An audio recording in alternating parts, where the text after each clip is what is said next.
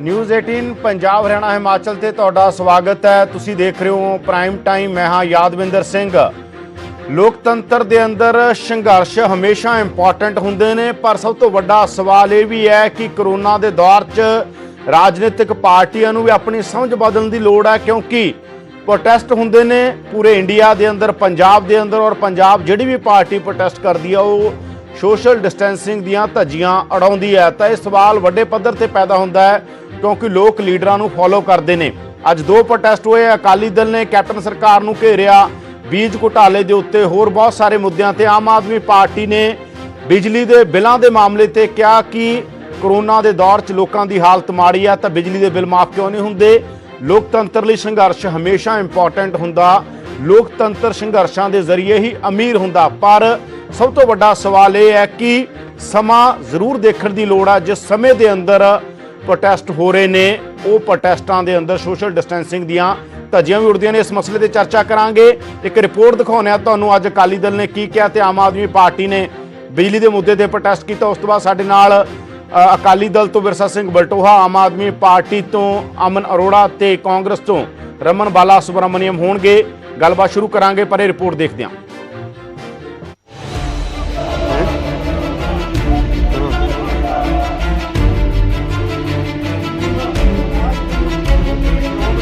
Corona काल दरमियान सूबे की सियासत मुड़ सड़कों ते नजर आउण लगी है। वीरवार नूं सूबे भर च अकाली दल ते बीजेपी वालों सांझे तौर ते कैप्टन सरकार खिलाफ मोर्चा खोलिया गया। शराब माफिया, रेत माफिया ते बीज घोटाले सने 14 मुद्दियां नूं लैके अकाली दल बीजेपी वालों हर जिला हैडकुआर्टर ते रोस प्रदर्शन किए गए। कैप्टन सरकार नूं घेरदियां जम के नारेबाजी हुई।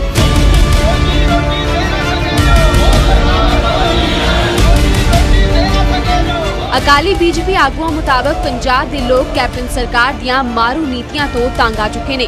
अकाली दल के आगुआं ने भी इल्जाम लगाए कि कैप्टन ने वोटां वेले लोकां नाल जो वादे कीते सन, उन्हां चों कोई भी वादा पूरा नहीं कीता। शराब माफिया ते रेत माफिया नूं वड्डियां रियायतां दित्तियां जा रहीआं। उन्हें 676 करोड़ रुपया शराब के ठेकेदारां नूं माफ किया गया। रेता के ठेकेदारां दा 26 करोड़ तो घटा के महीने का 4.5 करोड़ कर दित्ता।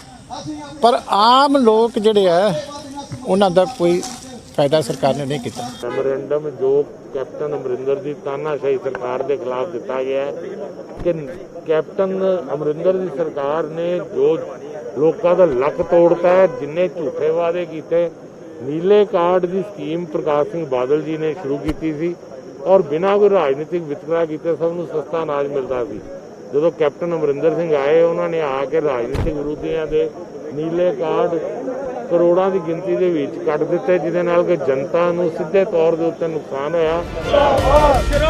इस तहत अमृतसर च भी डीसी दफ्तर के सामने अकाली दल ते बीजेपी वालों प्रदर्शन किया गया अते अपनियां मंगां संबंधी डीसी नूं भी एक मंग पत्र दिता गया। पर इस दौरान अकाली दल ते बीजेपी वालों सोशल डिस्टेंसिंग दियां भी जम के धज्जियां उड़ाईयां गईयां।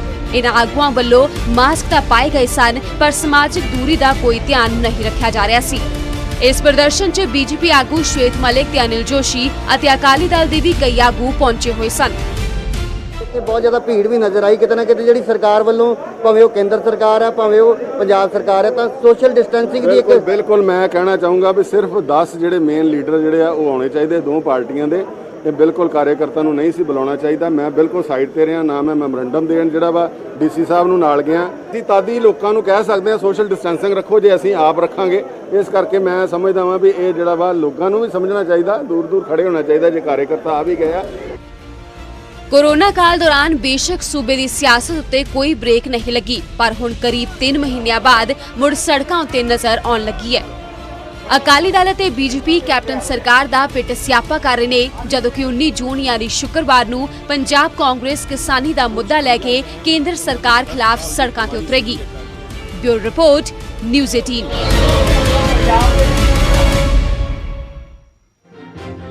तो साडे नाल जुड़ चुके हैं श्रोमणी अकाली दल तो विरसा सिंह बलटोहा, आम आदमी पार्टी तो अमन अरोड़ा ते कांग्रेस तो लुधियाना इंप्रूवमेंट ट्रस्ट के चेयरमैन रमन बाला सुब्रमण्यम। गलबात असीं शुरू करते हैं कि मुद्दों के उत्ते राजनीति का कोई समा हुंदा। सवाल सोशल डिस्टेंसिंग का भी है, ਪ੍ਰੋਟੈਸਟ ਜਿਸ ਦਾ ਮਰਜ਼ੀ ਹੋਵੇ, ਆਮ ਆਦਮੀ ਪਾਰਟੀ ਨੇ ਵੀ ਪ੍ਰੋਟੈਸਟ ਕੀਤਾ ਅੱਜ ਪੰਜਾਬ ਦੇ ਅੰਦਰ, ਅਕਾਲੀ ਦਲ ਨੇ ਵੀ ਕੀਤਾ ਹੈ, ਕਾਂਗਰਸ ਵੀ ਜਦੋਂ ਕਰਦੀ ਹੈ ਇਸੇ ਤਰ੍ਹਾਂ ਦਾ ਦੇਖਣ ਨੂੰ ਮਿਲਦਾ।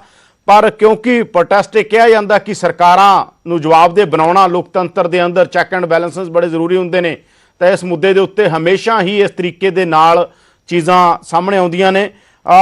ਸਭ ਤੋਂ ਪਹਿਲਾ ਸਵਾਲ ਬਲਟੋਆ ਜੀ ਨੂੰ। ਬਲਟੋਆ ਜੀ, ਤੁਹਾਡੇ ਹੀ ਪ੍ਰੋਗਰਾਮ, ਤੁਹਾਡੇ ਹੀ ਜਿਹੜਾ ਅੰਮ੍ਰਿਤਸਰ ਦੇ ਅੰਦਰ ਤੁਸੀਂ ਡੀਸੀ ਨੂੰ ਮੈਮੋਰੈਂਡਮ ਦਿੱਤਾ, ਜੋਸ਼ੀ ਜੀ ਉੱਤੇ ਕਹਿ ਰਹੇ ਨੇ ਇੱਕ ਛੋਟੀ ਟਿੱਪਣੀ ਪਹਿਲਾਂ ਦਿਓ, ਮੈਂ ਤਿੰਨਾਂ ਪਾਰਟੀਆਂ ਤੋਂ ਲੈਣਾ ਚਾਹੁੰਦਾ ਛੋਟੀ ਟਿੱਪਣੀ, ਉਸ ਤੋਂ ਬਾਅਦ ਆਪਾਂ ਬਾਕੀ ਗੱਲਾਂ ਤੇ ਚੱਲਦੇ ਹਾਂ। ਤੁਹਾਨੂੰ ਲੱਗਦਾ ਨਹੀਂ ਕਿ ਸੋਸ਼ਲ ਡਿਸਟੈਂਸਿੰਗ ਇੰਪੋਰਟੈਂਟ ਆ, ਕਿਉਂਕਿ ਤੁਹਾਨੂੰ ਹੀ ਫੋਲੋ ਕਰਦੇ ਆ ਲੋਕ? ਯਾਦਵਿੰਦਰ, ਸਭ ਤੋਂ ਪਹਿਲਾਂ ਤੇ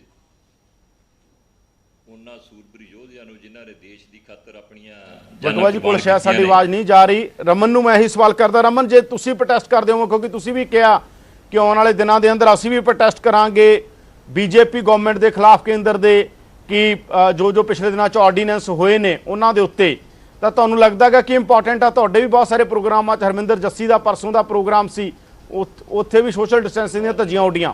ਰਮਨ,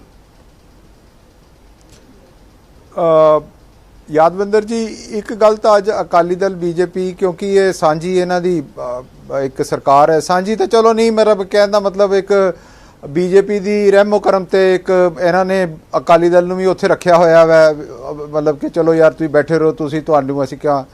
ਇੱਕ ਗੱਲ ਤਾਂ ਅੱਜ ਮੈਨੀਫੈਸਟ ਹੋ ਗਿਆ ਕਿ ਵੀ ਕਰੋਨਾ ਦੇ ਅਗੇਂਸਟ, ਕੋਵਿਡ ਦੇ ਅਗੇਂਸਟ ਜਿਹੜੀ ਫਾਈਟ ਹੈਗੀ ਹੈ, ਇਹ ਨੌਟੰਕੀ ਸੀਗੀ, ਫੇਲੀਅਰ ਸੀਗਾ ਬੀਜੇਪੀ ਸਰਕਾਰ ਦਾ, ਔਰ they have failed miserably in containing it. ਇਹ ਅੱਜ ਉਸ ਤੇ ਇਹਨਾਂ ਨੇ ਮੋਹਰ ਲਾਤੀ ਹੈ ਕਿ ਵੀ ਸਾਨੂੰ ਪਤਾ ਹੈ ਵੀ ਸਾਡੀ ਜਦੋਂ ਕੇਂਦਰ ਸਰਕਾਰ ਫੇਲ ਹੋ ਗਈ ਤਾਂ ਸਾਨੂੰ ਫੇਲ ਹੋਣ 'ਚ ਕੀ ਫਰਜ਼ ਹੈ।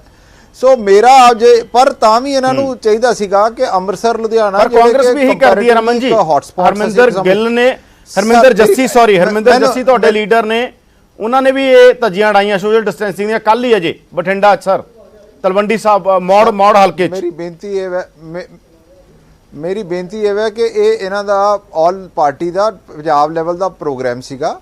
ਸਾਡੇ ਇਸ ਤੋਂ ਪਹਿਲਾਂ ਅਸੀਂ 2 ਵਾਰੀ ਪ੍ਰੋਟੈਸਟ ਕੀਤਾ ਵੈ, ਪਰ ਤੁਹਾਨੂੰ ਯਾਦ ਹੋਣਾ ਵੈ ਜਾਖੜ ਸਾਹਿਬ ਨੇ, ਅਸੀਂ ਘਰੇ ਰਹਿ ਕੇ, ਚਾਹੇ ਅਸੀਂ ਫਲੈਗਸ ਚੱਕੇ ਹੈ, ਚਾਹੇ ਅਸੀਂ ਉਹਨਾਂ ਨੂੰ ਸਲੋਗਨੇਰਿੰਗ ਕੀਤੀ ਹੈ, ਚਾਹੇ ਅਸੀਂ ਸੋਸ਼ਲ ਮੀਡੀਆ ਤੇ ਲਾਈਵ ਹੋਏ ਹੈ, ਅਸੀਂ ਬਿਲਕੁਲ ਇਸ ਚੀਜ਼ ਦਾ ਧਿਆਨ ਰੱਖਿਆ ਵਾ ਵੀ ਅਸੀਂ ਸੋਸ਼ਲ ਡਿਸਟੈਂਸਿੰਗ ਮੇਨਟੇਨ ਕਰਨੀ ਹੈ। ਔਰ ਅਸੀਂ ਇਸ ਦੇ ਵਿੱਚ ਜਿਹੜੇ ਜੱਸੀ ਸਾਹਿਬ ਨੇ ਕੀਤਾ ਵਾ, ਮੈਨੂੰ ਇਹ ਲੱਗਦਾ ਵਾ ਬੜੀ ਮਾੜੀ ਗੱਲ ਹੈ ਜੇ ਉਹਨਾਂ ਨੇ ਇਸ ਤੇ ਇਹਨਾਂ ਨੇ ਬਿਲਕੁਲ ਸੋਸ਼ਲ ਡਿਸਟੈਂਸ ਮੇਨਟੇਨ ਨਹੀਂ ਕੀਤਾ। ਇਟ ਇਜ਼ ਬੇਸਿਕਲੀ ਉਹਨਾਂ ਨੇ ਨਜ਼ਰਅੰਦਾਜ਼ ਕੀਤੀ ਆਪਣੀ ਇੱਕ ਜਿਹੜੀ ਸਮਾਜਿਕ ਜ਼ਿੰਮੇਵਾਰੀ। ਪਰ ਪਾਰਟੀ ਦੇ ਜਿਹੜੇ ਵੀ ਪ੍ਰੋਗਰਾਮ ਰਮਨ ਜੀ ਤੇ ਛੋਟੇ ਟਿੱਪਣੇ ਨੇ, ਉਹ ਤੋਂ ਬਾਅਦ ਬਾਕੀ ਮੁੱਦਿਆਂ ਤੇ ਆਉਣੇ ਆਪਾਂ, ਕਿਉਂਕਿ ਟਾਈਮ ਅੱਜ 2 ਮਸਲਿਆਂ ਤੇ ਚਰਚਾ ਰੱਖੀ ਆਪਾਂ। ਦੂਜੀ ਚਰਚਾ ਵਿਰਾਸਤ ਵਾਲੀਆਂ ਥਾਵਾਂ ਨੂੰ ਨਿੱਜੀ ਕੰਪਨੀਆਂ ਨੂੰ ਦੇਣ ਤੇ ਆ। ਬਲਟੋਆ ਜੀ, ਇੱਕ ਛੋਟੀ ਜਿਹੀ ਟਿੱਪਣੀ ਤੁਹਾਡੀ ਹੀ ਗੱਠਜੋੜ ਨਾਲ ਜੁੜੇ ਹੋਏ ਨਿਲ ਜੋਸ਼ੀ ਕਹਿ ਰਹੇ ਨੇ ਕਿ ਗਲਤ ਆ, ਇਹ ਨਹੀਂ ਇਕੱਠੇ ਹੋਣਾ ਚਾਹੀਦਾ ਸਾਨੂੰ, ਜੋ ਤੁਸੀਂ ਮੈਮੋਰੈਂਡਮ ਦੇ ਰਹੇ ਸੀ ਅੰਮ੍ਰਿਤਸਰ ਦੇ ਅੰਦਰ। ਛੋਟੀ ਟਿੱਪਣੀ ਦਿਓ ਇੱਕ ਇਹ ਤੇ ਗੱਲ ਕਰਕੇ, ਫਿਰ ਉਹ ਤੋਂ ਅੱਗੇ ਵਧਦੇ ਹਾਂ। ਯਾਦਵਿੰਦਰ, ਸਭ ਤੋਂ ਪਹਿਲਾਂ ਤਾਂ ਮੈਂ ਉਹਨਾਂ ਸੂਰਬੀਰ ਯੋਧਿਆਂ ਨੂੰ ਸ਼ਰਧਾ ਦੇ ਫੁੱਲ ਭੇਂਟ ਕਰਦਾ ਜਿਨ੍ਹਾਂ ਨੇ ਦੇਸ਼ ਦੀ ਖਾਤਰ ਆਪਣੀਆਂ ਜਾਨਾਂ ਕੁਰਬਾਨ ਕੀਤੀਆਂ ਨੇ। ਪੰਜਾਬ ਦੇ ਜੰਪਲ ਵੀ 4 ਉਹ ਫੌਜੀ ਜਵਾਨ ਸ਼ਹੀਦ ਹੋਏ ਨੇ। ਅੱਜ ਉਹਨਾਂ ਦਾ ਅੰਤਿਮ ਸੰਸਕਾਰ ਸੀ। ਮੈਂ ਸ਼੍ਰੋਮਣੀ ਅਕਾਲੀ ਦਲ ਵੱਲੋਂ ਪਰਿਵਾਰ ਦੇ ਨਾਲ ਸਾਂਝਾ ਕਰਦਾ ਹਾਂ, ਉਹਨਾਂ ਸ਼ਹੀਦਾਂ ਨੂੰ ਸ਼ਰਧਾ ਦੇ ਫੁੱਲ ਭੇਂਟ ਕਰਦਾ ਹਾਂ। ਔਰ ਇਹ 'ਚ ਕੋਈ ਦੁਰਾਵਾ ਨਹੀਂ, ਜੋ ਵੀ ਹਦਾਇਤਾਂ ਨੇ ਉਹਨਾਂ ਦੀ ਪਾਲਣਾ ਹੋਣੀ ਚਾਹੀਦੀ ਹੈ। ਕੋਵਿਡ-19 ਦੇ ਦੌਰਾਨ ਔਰ ਜਿਹੜੀ ਕਰੋਨਾ ਦੀ ਮਹਾਮਾਰੀ ਚੱਲ ਰਹੀ ਹੈ, ਔਰ ਇਸੇ ਕਰਕੇ ਜਦੋਂ ਅੱਗੇ ਧਰਨੇ ਲੱਗਦੇ ਰਹੇ ਨੇ, ਉਹਨਾਂ ਦੇ ਵਿੱਚ ਹਜ਼ਾਰਾਂ ਦੀ ਤਾਦਾਦ 'ਚ ਵਰਕਰ ਆਉਂਦੇ ਨੇ। ਅੱਜ ਕੋਸ਼ਿਸ਼ ਕੀਤੀ ਕਿ ਘੱਟ ਤੋਂ ਘੱਟ ਜਿਹੜੇ ਹੈ ਉਹ ਵਰਕਰ ਸਾਹਿਬਾਨ ਜਾਂ ਜਿਹੜੇ ਮੇਨ ਵਰਕਰ ਸਾਹਿਬਾਨ ਉਹੀ ਉੱਥੇ ਪਹੁੰਚਣ, ਪਰ ਫਿਰ ਵੀ ਕਿਉਂਕਿ 100 ਕੋਸ਼ਿਸ਼ਾਂ ਦੇ ਬਾਵਜੂਦ ਵੀ ਉਹ ਜਿਹੜੀ ਸੋਸ਼ਲ ਡਿਸਟੈਂਸਿੰਗ ਹੈ ਉਹ ਮੇਨਟੇਨ ਨਹੀਂ ਰਹਿ ਸਕੀ, ਜਿਹੜੀ ਕਿ ਰਹਿਣੀ ਚਾਹੀਦੀ ਸੀ। ਔਰ ਇਹ ਮਾੜੀ ਗੱਲ ਹੈ, ਔਰ ਸਾਨੂੰ ਸਾਰਿਆਂ ਨੂੰ ਇਹਦੇ ਉੱਤੇ ਪਹਿਰਾ ਦੇਣਾ ਚਾਹੀਦਾ। ਪਰ ਕਿਉਂਕਿ ਆਗੂ ਸਾਹਿਬਾਨ ਤੇ ਦਿੰਦੇ ਨੇ ਕਿ ਜਿਹੜਾ ਵਰਕਰ ਸਾਹਿਬਾਨ ਜਿਹੜੇ ਨੇ ਉਹ ਅਜਿਹੇ ਹਾਲਾਤ ਪੈਦਾ ਕਰ ਦਿੰਦੇ ਨੇ ਕਿ ਉਹ ਸਾਰਾ ਕੁਛ ਹੀ 100 ਕੋਸ਼ਿਸ਼ਾਂ ਦੇ ਬਾਵਜੂਦ ਵੀ ਵਿਖਰ ਜਾਂਦਾ। ਜਿਹੜੀ ਜੋਸ਼ੀ ਸਾਹਿਬ ਨੇ ਗੱਲ ਕੀਤੀ ਬਿਲਕੁਲ ਸਹੀ ਹੈ, ਔਰ ਤੁਹਾਡਾ ਵੀ ਦੋਸ਼ ਸਹੀ ਹੈ, ਤੁਹਾਡਾ ਕਹਿਣਾ ਵੀ ਸਹੀ ਹੈ। ਬਿਲਕੁਲ। ਔਰ ਜੀ ਵਾਪਸ ਆਉਣੇ ਆਪਾਂ ਮੁੱਦੇ ਦੇ ਉੱਤੇ ਆਉਣੇ ਜਿਹੜੇ ਤੇ ਤੁਸੀਂ ਪ੍ਰੋਟੈਸਟ ਕੀਤਾ। ਆਪਾਂ ਇਹ ਇੱਕ ਕਮੈਂਟ ਹੀ ਲੈਣਾ ਸੀ। ਅਮਨ ਜੀ ਤੋਂ ਇੱਕ ਛੋਟਾ ਕਮੈਂਟ ਲੈਣਾ ਮੈਂ। ਅਮਨ ਜੀ, ਤੁਹਾਡੇ ਪ੍ਰਦਰਸ਼ਨਾਂ ਦੇ ਅੰਦਰ ਵੀ ਪਟਿਆਲਾ 'ਚ ਵੀ ਦੇਖਿਆ ਸੀ ਬਹੁਤ ਸਾਰੀਆਂ ਥਾਵਾਂ ਤੇ ਸੋਸ਼ਲ ਡਿਸਟੈਂਸਿੰਗ ਦੀਆਂ ਧੱਜੀਆਂ ਉੱਡਦੀਆਂ ਨੇ। ਔਰ ਕਿਹਾ ਇਹ ਜਾਂਦਾ ਕਿ ਲੀਡਰ ਨੂੰ ਲੋਕ ਫੋਲੋ ਕਰਦੇ ਨੇ, ਲੀਡਰ ਸੋਸਾਇਟੀ ਤੋਂ ਅੱਗੇ ਹੁੰਦਾ, ਉਹ ਦੱਸਦਾ ਕਿ ਸੋਸਾਇਟੀ ਕਿੱਧਰ ਨੂੰ ਜਾਊ। ਜੇ ਪੋਲੀਟੀਕਲ ਪਾਰਟੀਆਂ ਇਸ ਤਰ੍ਹਾਂ ਕਰ ਰਹੀਆਂ ਫਿਰ ਕਿੱਧਰ ਨੂੰ ਜਾਓਗੇ? ਕਿ ਜ਼ਰੂਰੀ ਨੇ, ਇੰਨੇ ਜ਼ਰੂਰੀ ਕਿਉਂ ਨੇ ਇਹ ਪ੍ਰਦਰਸ਼ਨ? ਇਹਨਾਂ ਦਾ ਕੋਈ ਤਰੀਕਾ ਨਹੀਂ ਬਦਲ ਸਕਦਾ? ਇਹਨਾਂ ਦੇ ਲਈ ਕੋਈ ਸਪੇਸ ਹੋਰ ਨਹੀਂ ਹੋ ਸਕਦੇ? ਯਾਦਵਿੰਦਰ ਜੀ, ਸਭ ਤੋਂ ਪਹਿਲਾਂ ਤਾਂ ਮੈਂ ਜਿਹੜੇ ਪੰਜਾਬ ਦੇ 4 ਸ਼ਹੀਦ ਜਿਨ੍ਹਾਂ ਨੇ ਆਪਣੀ ਜਾਨਾਂ ਵਾਰੀਆਂ ਨੇ ਔਰ ਟੋਟਲ 20 ਨੌਜਵਾਨ ਵੀਰ ਸਾਡੇ ਸ਼ਹੀਦ ਹੋਏ ਨੇ, ਉਹਨਾਂ ਨੂੰ ਨਮਨ ਕਰਦਾ ਆਮ ਆਦਮੀ ਪਾਰਟੀ ਵੱਲੋਂ, ਪੂਰੇ ਪੰਜਾਬ ਵੱਲੋਂ। ਮੈਂ ਸਮਝਦਾ ਕਿ ਤੁਹਾਡਾ ਜਿਹੜਾ ਵਾਜਬ ਹੈ, ਤੁਹਾਡਾ ਜਿਹੜਾ ਕੰਸਰਨ ਹੈ, ਉਹ ਬੜਾ ਲੌਜੀਕਲ ਹੈ, ਬੜਾ ਵਾਜਬ ਹੈ। ਪਰ ਯਾਦਵਿੰਦਰ ਜੀ, ਗੱਲ ਇਹ ਹੈ, ਔਰ ਮੈਂ ਸਹੀ ਮਾਇਨੇ ਦੇ ਵਿੱਚ, ਮੇਰੇ ਖਿਆਲ ਦੇ ਵਿੱਚ ਰਮਨ ਜੀ ਵੀ ਔਰ ਰਲਟੋਆ ਸਾਹਿਬ ਵੀ ਮੇਰੇ ਨਾਲ ਇਸ ਗੱਲ ਦੇ ਵਿੱਚ ਸਹਿਮਤ ਹੋਣਗੇ ਕਿ ਲੀਡਰ ਚਾਹੇ ਜਿਹੜੀ ਮਰਜ਼ੀ ਪਾਰਟੀ ਦਾ ਹੋਵੇ, ਅਸੀਂ ਜਿੰਨੀਆਂ ਮਰਜ਼ੀ ਕੋਸ਼ਿਸ਼ਾਂ ਕਰ ਲਈ, ਜਦੋਂ ਪ੍ਰੋਟੈਸਟ ਰੱਖਿਆ ਹੁੰਦਾ ਹੈ ਤੇ ਉੱਥੇ ਸਹੀ ਮਾਇਨੇ ਦੇ ਵਿੱਚ ਚਾਹ ਕੇ ਵੀ ਸਾਡੇ ਲੋਕਾਂ ਦੇ ਹੱਥ ਬਸ ਕੁਝ ਰਹਿੰਦਾ ਨਹੀਂ ਹੈਗਾ। ਉੱਥੇ ਸੋਸ਼ਲ ਡਿਸਟੈਂਸਿੰਗ ਨਹੀਂ ਮੇਨਟੇਨ। ਹਾਂ, ਇਹ ਠੀਕ ਹੈ ਕਿ ਹੱਥ ਸੈਨੀਟਾਈਜ਼ ਹੋ ਜਾਂਦੇ ਨੇ, ਮਾਸਕ ਪਾ ਲਏ ਜਾਂਦੇ ਨੇ, ਪਰ ਧੱਜੀਆਂ ਉੱਡਦੀਆਂ ਨੇ। ਪਰ ਇਹਦੇ ਚ ਜੀ ਵੱਡਾ ਸਵਾਲ ਇਹ ਹੈ ਕਿ ਗੱਲ ਕੋਈ ਵੀ ਪੋਲੀਟੀਕਲ ਪਾਰਟੀ ਹੋਵੇ, ਕੋਈ ਵੀ ਧਰਨੇ, ਮੁਜ਼ਾਹਰੇ, ਰੋਸ ਪ੍ਰੋਟੈਸਟ ਨੇ ਜਿਹੜੇ, ਉਹ ਕੋਈ ਖੁਸ਼ੀ ਨੂੰ ਨਹੀਂ ਕਰਦਾ ਹੈਗਾ। ਹੁਣ ਸਵਾਲ ਤਾਂ ਵੱਡਾ ਇਹ ਖੜਾ ਹੁੰਦਾ ਵੀ ਇਹਨਾਂ ਹਾਲਾਤਾਂ ਦੇ ਵਿੱਚ ਇਹ ਹਾਲਾਤ ਬਣਾਏ ਕਿਹਦੇ ਵੱਲੋਂ ਜਾਂਦੇ ਨੇ? ਬਣਾਏ ਯਾਦਵਿੰਦਰ ਜੀ ਸਰਕਾਰਾਂ ਵੱਲੋਂ ਜਾਂਦੇ ਨੇ। ਹੁਣ ਅੱਜ ਆਮ ਆਦਮੀ ਪਾਰਟੀ ਦਾ ਬਿਜਲੀ ਦੇ ਉੱਪਰ ਮੁੱਦੇ ਦੇ ਉੱਪਰ ਰੋਸ ਪ੍ਰੋਟੈਸਟ ਸੀਗਾ, ਔਰ ਇਹਨਾਂ ਦਿਨਾਂ ਦੇ ਵਿੱਚ ਅਸੀਂ ਇੱਕ MBBS ਦੀਆਂ ਫੀਸਾਂ ਦੇ ਉੱਪਰ ਔਰ ਜੋ ਆਰਡੀਨੈਂਸ ਜਾਰੀ ਕੀਤੇ ਨੇ ਕੇਂਦਰ ਸਰਕਾਰ ਵੱਲੋਂ ਕਿਸਾਨਾਂ ਦੇ ਅਗੇਂਸਟ, ਉਹਦੇ ਉੱਪਰ, ਔਰ ਜਿਹੜੇ ਨੀਲੇ ਕਾਰਡ ਨੇ ਉਹਨਾਂ ਦੇ ਉੱਪਰ ਪ੍ਰੋਟੈਸਟ ਕੀਤੇ। ਹੁਣ ਸਵਾਲ ਇਹ ਹੈ ਮੇਰਾ ਸਰਕਾਰ ਨੂੰ, ਕੇਂਦਰ ਦੀ ਸਰਕਾਰ ਦੇ ਨੁਮਾਇੰਦੇ ਵੀ ਹੈਗੇ, ਪੰਜਾਬ ਸਰਕਾਰ ਦੇ ਨੁਮਾਇੰਦੇ ਵੀ ਹੈਗੇ, ਵੀ ਇੰਨੀ ਸਰਕਾਰ ਨੂੰ, ਕੇਂਦਰ ਸਰਕਾਰ ਨੂੰ, ਪੰਜਾਬ ਸਰਕਾਰ ਨੂੰ ਕੀ ਕਾਹਲ ਸੀਗੀ, ਕੀ ਅੱਗ ਲੱਗੀ ਹੋਈ ਸੀਗੀ ਕਿ ਆਰਡੀਨੈਂਸ ਨੇ ਜਿਹੜੇ ਉਹ ਅੱਜ ਹੀ ਜਾਰੀ ਕਰਨੇ ਨੇ? ਕੀ ਪੰਜਾਬ ਸਰਕਾਰ ਨੂੰ ਇੰਨੀ ਐਮਰਜੈਂਸੀ ਸੀਗੀ ਕਿ MBBS ਦੀਆਂ ਫੀਸਾਂ ਨੇ ਜਿਹੜੀਆਂ ਲੋਕਾਂ ਕੋਲ ਖਾਣ ਨੂੰ ਦਾਣੇ ਨਹੀਂ ਹੈਗੇ ਤੇ ਅੱਜ ਹੀ ਵਧਾਉਣੀਆਂ ਨੇ? ਬਿਜਲੀ ਦੇ ਬਿੱਲਾਂ, ਜਿਹੜੀ ਮੈਂ ਪ੍ਰੋਟੈਸਟ ਦੀ ਗੱਲ ਕਰ ਰਿਹਾ, ਪੰਜਾਬ ਸਰਕਾਰ ਨੇ ਇੱਕ ਅਨਾਉਂਸਮੈਂਟ ਕੀਤੀ ਸੀਗੀ ਕਿ 350 ਕਰੋੜ ਹੈ ਜਿਹੜਾ ਉਹ MS ਯਾਨੀ ਕਿ ਮੀਡੀਅਮ ਸਕੇਲ ਔਰ ਲਾਰਜ ਸਕੇਲ ਜਿਹੜੀਆਂ ਇੰਡਸਟਰੀ ਨੇ ਉਹਨਾਂ ਦਾ ਮਾਫ ਕਰਾਂਗੇ। ਪੰਜਾਬ ਸਰਕਾਰ ਮੁੱਕਰ ਗਈ, ਮੁੜ ਕੇ ਉਹ PSCRC ਦੇ ਖਾਤੇ ਪਾ ਦਿੱਤਾ ਕਿ ਉਹ ਸੁਣਵਾਈ ਕਰੇਗਾ, ਉਹ ਛੱਡੇ ਜਾਂ ਨਾ ਛੱਡੇ। ਹੁਣ ਗੱਲ ਇਹ ਹੈ, ਲੋਕਾਂ ਦੀਆਂ ਦੁਕਾਨਾਂ 2.5 3 ਮਹੀਨੇ ਦੀਆਂ ਕੰਮ ਨੇ, ਜਿਹੜੇ ਵਪਾਰ ਨੇ ਉਹ ਬੰਦ ਪਏ ਨੇ, ਉਹਨਾਂ ਨੂੰ ਡਬਲ ਬਿੱਲ ਆ ਰਹੇ ਨੇ ਤੇ ਅਲਟੀਮੇਟਲੀ ਹੋਰ ਲੋਕ, ਔਰ ਅਸੀਂ ਲੋਕ ਜੇ ਚਾਹੀਏ ਵੀ, ਅਸੀਂ ਕਹਿ ਦਈਏ ਵੀ ਜੀ ਪ੍ਰੋਟੈਸਟ ਵਿੱਚ 20 ਬੰਦੇ ਆਉਣਗੇ, ਲੋਕ ਦੁਖੀ ਇੰਨੇ ਨੇ, ਉੱਥੇ 2000 ਬੰਦਾ ਇਕੱਠਾ ਹੋ ਕੀ ਕਰੋਗੇ? ਸਵਾਲ ਮੇਰਾ ਇਹ ਹੈ, ਜੇ ਐ ਕਰੀਏ ਕਿ ਮੰਨ ਲਓ ਅਮਨ ਜੀ, ਇੱਕ ਛੋਟਾ ਸਵਾਲ ਸੁਣੋ। ਅਮਨ ਜੀ ਇੱਕ ਸਵਾਲ ਸੁਣ ਲਓ, ਜਵਾਬ ਦੇ ਦਿਓ ਤੁਸੀਂ ਬਾਅਦ ਚੋਂ। ਅਮਨ ਜੀ, ਤੁਸੀਂ ਚਲੇ ਸਵਾਲ ਤੇ ਆਪਣਾ ਜਵਾਬ ਦਿਓ, ਪੂਰਾ ਕਰਿਓ।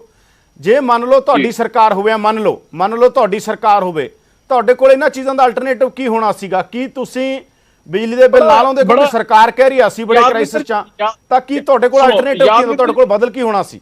ਯਾਦਵਿੰਦਰ ਸੁਣੋ, ਆਲਟਰਨੇਟਿਵ ਬੜਾ ਸੌਖਾ ਹੈ। ਤੁਸੀਂ ਹੁਣ 3-4 ਚੀਜ਼ਾਂ ਦੇ ਉੱਪਰ ਪ੍ਰੋਟੈਸਟ ਨੇ ਜਿਹੜੇ ਪੰਜਾਬ ਦੇ ਵਿੱਚ ਹੋ ਰਹੇ ਨੇ। ਨੰਬਰ 1, ਬਿਜਲੀ ਦੇ ਬਿੱਲਾਂ ਦੇ ਉੱਪਰ ਹੋ ਰਿਹਾ ਹੈ। ਪੰਜਾਬ ਸਰਕਾਰ ਨੂੰ ਇਹ ਚਾਹੀਦਾ ਸੀਗਾ ਵੀ ਜਦੋਂ ਲੋਕਡਾਊਨ ਲੱਗਿਆ ਹੋਇਆ, ਕਰਫਿਊ ਲੱਗਿਆ ਹੋਇਆ, ਆਪਣੇ ਆਪ ਬਿਨਾਂ ਲੋਕਾਂ ਦੇ ਕਹੇ ਉਹ 3 ਮਹੀਨੇ ਦੇ ਜਿਹੜੇ ਬਿਜਲੀ ਦੇ ਬਿੱਲ ਨੇ ਉਹ ਮਾਫ ਕੀਤੇ ਜਾਣ। ਘੱਟੋ-ਘੱਟ ਫਿਕਸਡ ਚਾਰजेस ਨੇ ਜਿਹੜੇ, ਉਹ ਤਾਂ ਤੁਸੀਂ ਮਾਫ ਕਰ ਦਿਓ। ਜਿੰਨੀ ਕੋਈ ਕੰਜ਼ਿਊਮ ਕਰ ਰਿਹਾ ਉਹਦੇ ਬਿੱਲ ਤੁਸੀਂ ਲੈ ਲਓ। ਨਹੀਂ ਕੀਤਾ ਹੈਗਾ। ਅਨਾਉਂਸਮੈਂਟ ਕੀਤੀ, ਅਨਾਉਂਸਮੈਂਟ ਤੋਂ ਮੁੱਕਰ ਗਏ। ਹੁਣ MBBS ਦੇ ਬਿੱਲਾਂ ਦੀ ਆਪਾਂ MBBS ਦੇ ਫੀਸਾਂ ਦੀ ਗੱਲ ਕਰ ਲਈਏ, ਐਡੀ ਮਹਿਜ਼ 8 ਕਰੋੜ ਇਕੱਠਾ ਹੋਣਾ ਹੈ ਤੇ 8 ਕਰੋੜ ਦੇ ਲਈ ਸਾਰੇ ਪੰਜਾਬ ਦੇ ਵਿੱਚ ਤੁਸੀਂ ਤਰਥੱਲੀ ਮਚਾਤੀ। ਕੀ ਲੌਜਿਕ ਬਣਦਾ ਜੀ ਇਹਨਾਂ ਦਾ? ਮੈਨੂੰ ਲੌਜਿਕ ਨਹੀਂ ਸਮਝ ਆਉਂਦਾ ਹੈਗਾ। ਯਾਦਵਿੰਦਰ ਜੀ, ਪ੍ਰੋਟੈਸਟ ਕਰਾਉਣ ਦੇ ਵਿੱਚ ਲੋਕਾਂ ਨੂੰ ਤੇ ਵਿਰੋਧੀ ਪਾਰਟੀਆਂ ਨੂੰ ਸੜਕਾਂ ਤੇ ਲੈ ਕੇ ਆਉਣ ਦੇ ਵਿੱਚ ਸਭ ਤੋਂ ਵੱਡਾ ਰੋਲ ਹੈ ਜਿਹੜਾ ਉਹ ਸਰਕਾਰਾਂ ਦੇ ਡਿਸੀਜਨਾਂ ਦਾ ਹੁੰਦਾ ਹੈ। ਆਪਾਂ ਬੱਚਿਆਂ ਦੀ ਫੀਸਾਂ ਦੀ ਗੱਲ ਕਰ ਲਈਏ, ਅੱਜ ਕਿਉਂ ਇੰਨਾ ਰੋਸ ਹੈ? ਸਰਕਾਰ ਨੇ ਪਹਿਲਾਂ ਕਹਿਤਾ ਕਿ ਕੁਝ ਵੀ ਨਹੀਂ ਦੇਣਾ ਹੈਗਾ, ਬਾਅਦ ਦੇ ਵਿੱਚ ਕਹਿਤਾ ਕਿ ਇਕੱਲੀ ਟਿਊਸ਼ਨ ਫੀਸ ਦੇ ਦਿਓ, ਹਾਈ ਕੋਰਟ ਨੇ ਆਰਡਰ ਕਰਤੇ ਕਿ 70% ਦੇ ਦਿਓ। ਜਦੋਂ ਸਰਕਾਰ ਆਪ ਇੰਨੀ ਕਨਫਿਊਜ਼ਡ ਹੋਊਗੀ ਤੇ ਲੋਕਾਂ ਨੇ ਸੜਕਾਂ ਦੀ ਆਉਣੇ ਹੋਰ ਕਰਨਗੇ ਕੀ? ਸੋ ਇਸ ਕਰਕੇ ਮੇਰੀ ਤੁਹਾਨੂੰ ਬੇਨਤੀ ਹੈ ਵੀ ਤੁਹਾਡਾ ਕੰਸਰਨ ਹੈ ਜਿਹੜਾ, ਤੁਹਾਡੀ ਸੰਜੀਦਗੀ ਹੈ ਜਿਹੜੀ, ਆਗੇ ਵਾਪਸ ਆ ਗਏ ਤੁਹਾਡੇ ਕੋਲ। ਅਮਨ ਜੀ, ਮੈਂ ਵਾਪਸ ਆਉਣਾ ਕਿਉਂਕਿ ਜਵਾਬ ਵੀ ਲੈਣੇ ਆ, ਟਾਈਮ ਸਾਡੇ ਕੋਲ ਪਹਿਲੀ ਸੈਗਮੈਂਟ ਥੋੜਾ। ਬਲਟੋਆ ਜੀ, ਸਿੰਪਲ ਸਵਾਲ ਤੁਹਾਨੂੰ ਵੀ, ਤੁਹਾਡੇ ਮੁੱਦੇ ਸਭ ਨੂੰ ਪਤਾ, ਤੁਸੀਂ ਕਹਿ ਰਹੇ ਸੀ ਕਿ ਬੀਜ ਘੁਟਾਲਾ ਹੋ ਗਿਆ, ਤੁਸੀਂ ਹੋਰ ਮਸਲਿਆਂ ਨੂੰ ਲੈ ਕੇ ਵੀ 3-4 ਤੁਹਾਡੇ ਇੰਪੋਰਟੈਂਟ ਮਸਲੇ ਸੀ, ਟੋਟਲ 14 ਮੰਗਾਂ ਸੀ ਤੁਹਾਡੀਆਂ।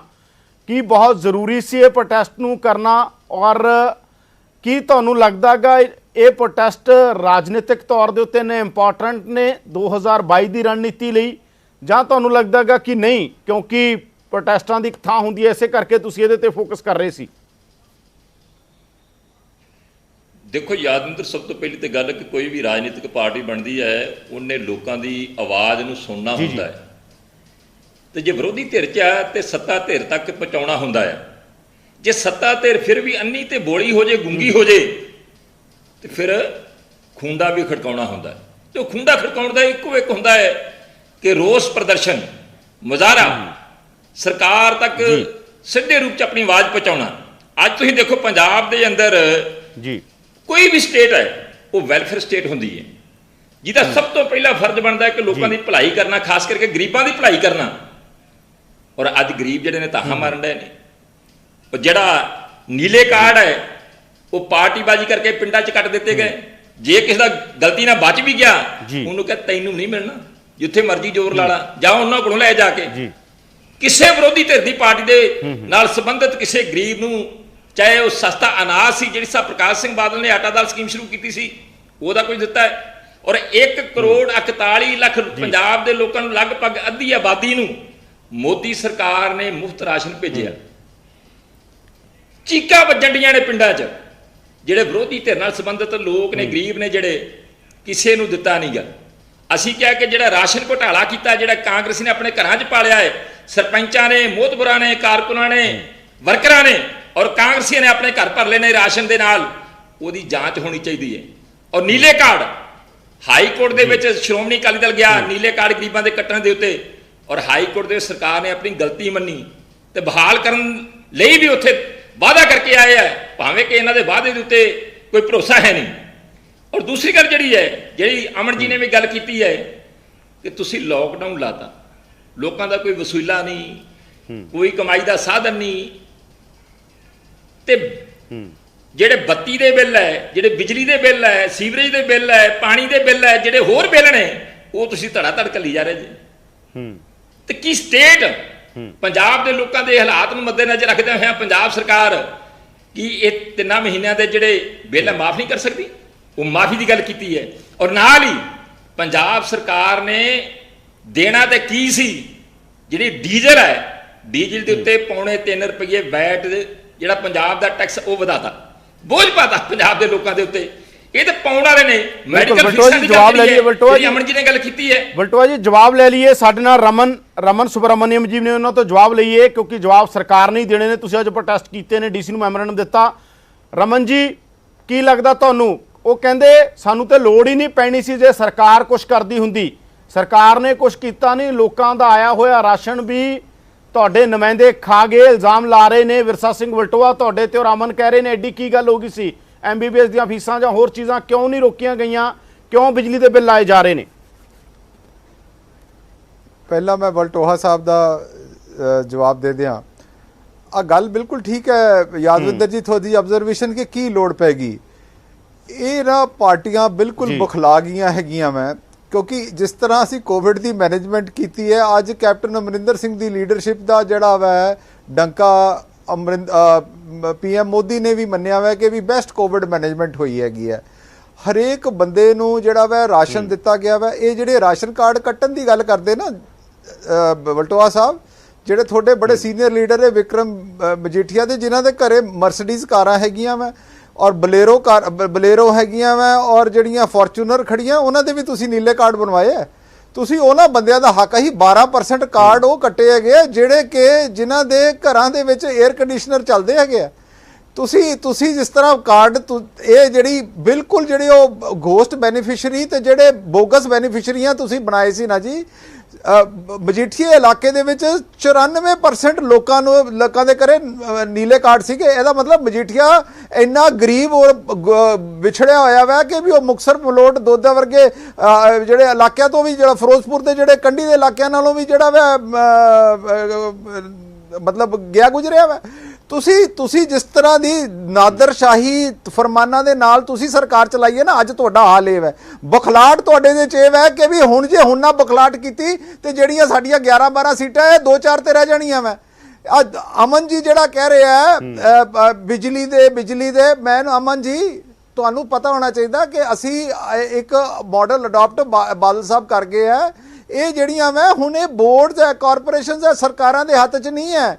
ਇਹਨਾਂ ਨੂੰ ਅਸੀਂ ਬਜਟ ਤੁਸੀਂ ਇਲੈਕਟ੍ਰਿਸਿਟੀ ਐਕਟ ਪੜਿਆ ਵਾ, ਤੁਸੀਂ ਉਹਦੇ ਦੇ ਵਿੱਚ ਜਿਹੜੇ ਡਿਸਕੌਮਸ ਨੂੰ ਅਸੀਂ ਜਿਹੜੇ ਇਹਨਾਂ ਨੇ ਲੋਨਸ ਲਿੱਤੇ ਹੈ, ਰੀਸਟਰਕਚਰਿੰਗ ਆਫ ਲੋਨਸ ਹੋਈ ਆ, ਕੀ ਹੋਈ ਹੈ, ਇਹਦੇ ਵਿੱਚ ਗਵਰਨਮੈਂਟ ਦੇ ਹੱਥਾਂ ਦੇ ਵਿੱਚ ਕੁਝ ਨਹੀਂ ਹੈ। ਹੁਣ PSPCL PSTCL ਜਾਂ ਇਹਨਾਂ ਦੀਆਂ ਜਿਹੜੀਆਂ ਅਦਾਰੇ ਨੇ ਉਹ ਇੱਕ ਬੋਰਡ ਉਹ ਠੀਕ ਹੈ ਵੀ ਉਹ ਸਰਕਾਰ ਦੇ ਜਿਹੜੇ ਕੰਟਰੋਲ 'ਚ ਹੈ, ਪਰ ਸਰਕਾਰ ਉਹਨਾਂ ਦੀ ਡੇ ਟੂ ਡੇ ਮੈਨੇਜਮੈਂਟ ਦੇ ਵਿੱਚ ਕਿਤੇ ਵੀ ਇੰਟਰਫੇਅਰ ਨਹੀਂ ਕਰ ਸਕਦੀ। ਜੇ ਅੱਜ ਦੀ ਡੇਟ 'ਚ ਇੰਟਰਫੇਅਰ ਕਰੇਗੀ, ਅੱਜ ਜਿਹੜੀ 24 ਘੰਟੇ ਤੁਹਾਡੇ ਘਰਾਂ 'ਚ ਬਿਜਲੀ ਆਉਂਦੀ ਹੈ ਨਾ ਸਨਾਬ, ਉਹ ਜਿਹੜੀ 8 ਘੰਟੇ ਆਇਆ ਕਰੇਗੀ ਜਾਂ 4 ਘੰਟੇ ਆਇਆ ਕਰੇਗੀ।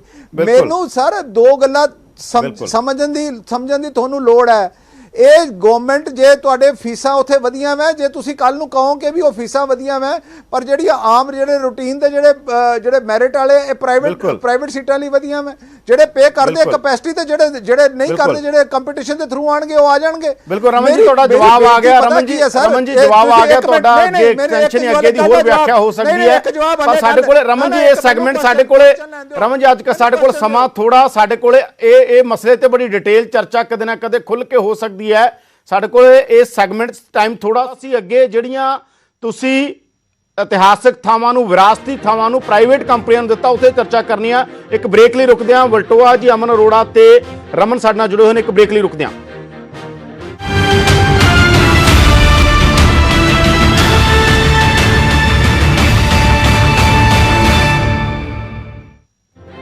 ਪ੍ਰਾਈਮ ਟਾਈਮ 'ਚ ਤੁਹਾਡਾ ਸਵਾਗਤ ਹੈ। ਮੈਂ ਹਾਂ ਯਾਦਵਿੰਦਰ ਸਿੰਘ। ਚਰਚਾ ਅਸੀਂ ਕਰ ਰਹੇ ਹਾਂ ਕਿ ਜੋ ਸਾਡੀਆਂ ਇਤਿਹਾਸਕ ਥਾਵਾਂ ਨੇ, ਜੋ ਸਾਡੀਆਂ ਧਾਰਮਿਕ ਇਤਿਹਾਸਕ ਵਿਰਾਸਤੀ ਥਾਵਾਂ ਨੇ, ਉਹਨਾਂ ਥਾਵਾਂ ਨੂੰ ਨਿੱਜੀ ਕੰਪਨੀਆਂ ਦੇ ਹੱਥਾਂ 'ਚ ਕਿਉਂ ਸੌਂਪਿਆ ਜਾ ਰਿਹਾ ਗਾ। ਇਹ ਕਿਹਾ ਜਾਂਦਾ ਹੈ ਕਿ ਜਿਹੜੀਆਂ ਕੌਮਾਂ ਆਪਣਾ ਇਤਿਹਾਸ ਭੁੱਲ ਜਾਂਦੀਆਂ ਨੇ, ਉਹ ਕੌਮਾਂ ਖਤਮ ਹੋ ਜਾਂਦੀਆਂ ਨੇ, ਜਾਂ ਉਹਨਾਂ ਦਾ ਇਤਿਹਾਸ ਜਦੋਂ ਖਤਮ ਹੁੰਦਾ ਤਾਂ ਉਹਨਾਂ ਦਾ ਭਵਿੱਖ ਵੀ ਖਤਮ ਹੋ ਜਾਂਦਾ ਹੈ। ਸਾਡੇ ਨਾਲ ਜੁੜੇ ਹੋਏ ਨੇ ਅਮਨ ਅਰੋੜਾ, ਸਾਡੇ ਨਾਲ ਜੁੜੇ ਹੋਏ ਨੇ ਰਮਨ ਸੁਬਰਾਮਨੀਅਮ ਤੇ ਵਿਰਸਾ ਸਿੰਘ ਵਲਟੋਆ। ਪੰਜਾਬ 'ਚ ਜੋ ਯਾਦਗਾਰਾਂ ਜ਼ਿਆਦਾਤਰ ਅਕਾਲੀ ਦਲ ਦੇ ਟਾਈਮ ਬਣੀਆਂ, ਜਿਨ੍ਹਾਂ 'ਚ ਵਿਰਾਸਤੇ ਖਾਲਸਾ ਉਹਦਾ ਇਨੀਸ਼ੀਏਟਿਵ ਹਾਲਾਂਕਿ ਕੈਪਟਨ ਸਰਕਾਰ ਦੇ ਟਾਈਮ ਸੀ, ਬਣਾਉਣ ਵੇਲੇ ਅਕਾਲੀ ਸਰਕਾਰ ਸੀ। ਉਸ ਤੋਂ ਇਲਾਵਾ ਚੱਪੜ ਚਿੜੀ ਤੋਂ ਇਲਾਵਾ ਹੋਰ ਕਈ ਯਾਦਗਾਰਾਂ ਜਿਨ੍ਹਾਂ ਨੂੰ ਕੈਪਟਨ ਸਰਕਾਰ ਨੇ ਫੈਸਲਾ ਕੀਤਾ ਕਿ ਹੁਣ ਨਿੱਜੀ ਕੰਪਨੀਆਂ ਨੂੰ ਦੇ ਦੇਣਾ, ਉਹਨਾਂ ਦਾ ਰੱਖ ਰਖਾਅ ਨਹੀਂ ਹੋ ਰਿਹਾ। ਹਾਲਾਂਕਿ ਇਹ ਥਾਵਾਂ ਬਿਲਕੁਲ ਫ੍ਰੀ ਸੀ, ਬਹੁਤ ਹੀ ਮਿਨੀਮਮ ਟਿਕਟ, ਚੱਪੜ ਚਿੜੀ ਤਾਂ ਉਹ ਵੀ ਨਹੀਂ ਲੱਗਦੀ ਸੀ, ਬਹੁਤ ਹੀ ਮਿਨੀਮਮ ਟਿਕਟ ਲੱਗਦੀ ਸੀ ਵਿਰਾਸਤੇ ਖਾਲਸਾ, ਜਿੱਥੇ ਲੋਕ ਜਾ ਕੇ ਆਪਣੇ ਇਤਿਹਾਸ ਨਾਲ, ਆਪਣੇ ਪੰਜਾਬ ਨਾਲ, ਆਪਣੀ ਵਿਰਾਸਤ ਨਾਲ ਜੁੜਦੇ ਸੀ। ਕਿਉਂ ਕੈਪਟਨ ਸਰਕਾਰ ਨੇ ਫੈਸਲਾ ਲਿਆ? ਸਭ ਤੋਂ ਪਹਿਲਾਂ ਇਤਰਾਜ਼ ਲੈਣੇ ਆਗੇ। ਕੀ ਇਤਰਾਜ਼ ਆ? ਵਿਰਸਾ ਸਿੰਘ ਵਲਟੋਆ ਜੀ, ਤੁਹਾਡੀ ਸਰਕਾਰ ਦੇ ਟਾਈਮ ਇਹ ਯਾਦਗਾਰਾਂ ਦੇ ਉੱਤੇ ਜਿਹੜਾ ਕੰਮ ਹੋਇਆ, ਤੁਹਾਡੀ ਸਰਕਾਰ ਦੇ ਟਾਈਮ ਹੋਇਆ, ਸਾਰਾ ਪੰਜਾਬ ਜਾਣਦਾ ਇਸ ਗੱਲ ਨੂੰ।